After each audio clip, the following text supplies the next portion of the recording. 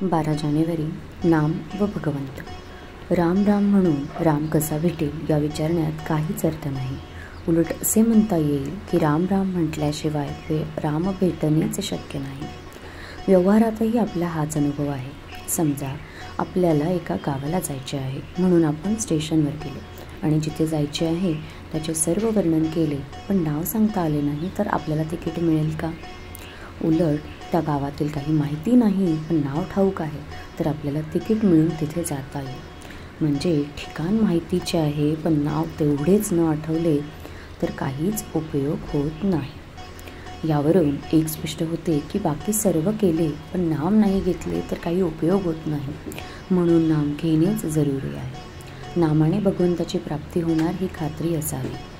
भगवंताच्या नामाची गरज 2 तऱ्हेने आहे.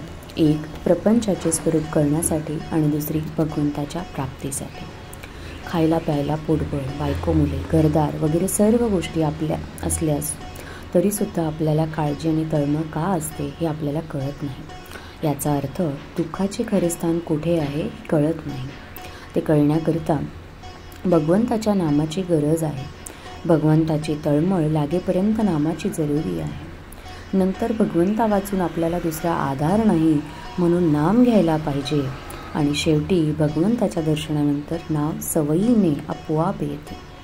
एकूण आरंभापासून शेवटपर्यंत भगवंताचे नामच शिल्लक राहते. जो नामस्मरण करील आणि त्याचे अनुसंधान ठेवील त्याला भगवंताची जिज्ञासा आपोआप उत्पन्न होईल. नामाकरिता नाम घ्या की त्यात राम आहे हे कळेल. नाम घेताना जी घडेल ते चांगले आणि आपल्या कल्याणाचे आहे असा भरवसा ठेवा.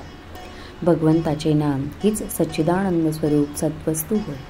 भगवंताच्या नामात जो स्वतःला विसरलो तो खरा जीवनमुक्त होय. जे काय साधायचे हे तेच. बाकीच्या गोष्टी स्वप्नासारख्या समजाव्यात. त्या प्रचितीसही येतात पण नसतात. देहाशी असलेले आपले तादात्म्य हे एक प्रकारच्या सवयीने आणि अभ्यासाने झालेले आहे. याच्या उलट अभ्यास करून भगवंताचे चिंतन केले तर जसे आज देहाशी तादात्म्य आहे त्याचप्रमाणे भगवंताशी आपले तादात्म्य होईल. श्रीराम श्रीराम श्रीराम.